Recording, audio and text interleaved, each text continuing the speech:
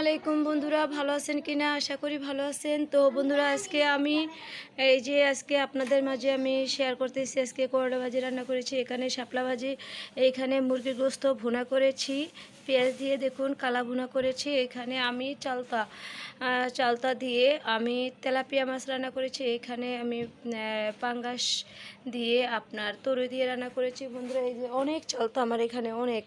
তো এই চালটা আমি আমাদের চাচার চাল গাছ সব ভেঙে পড়ে গেছে। তো ওই চালটা তো আর পারা যায় না, অনেক আগার উপর। তারপরে কালকে হঠাৎ করে বাতাসে চালতা গাছ ভেঙে পড়ে গেছে।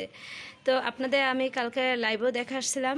তো আজকে আপনাদেরকে দেখাচ্ছে সে টক দিয়ে, সে চালতা দিয়ে আজকে আমি এই তেলাপিয়া মাছ ঝোল ঝোল করে রান্না করেছি। এখানে আমি করলা ভাজি রান্না করেছি। তো বন্ধুরা, আজকে সকলকে জুমা মুবারক। সবাই ভালো থাকবেন, সুস্থ থাকবেন, ফলো দিয়ে পাশে থাকবেন, দয়া করে কেউ স্কিপ করবেন না। আমি আপনাদের মাঝে আরও ভালো ভালো ভিডিও আনার চেষ্টা করব।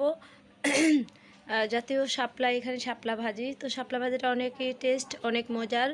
কে কে খাইছেন জানি না, তবে শাপলা ভাজিটা এতটা মজা যা বলার মতো না। শাপলা ভাজিটা কিন্তু সবাই খেয়ে দেখবেন, ঠিক আছে? আর আপনারা বিশেষ করে আমার ভিডিওগুলো দেখার চেষ্টা করবেন, সবাই শেয়ার করবেন, ফলো দিয়ে পাশে থাকবেন। আল্লাহ হাফেজ।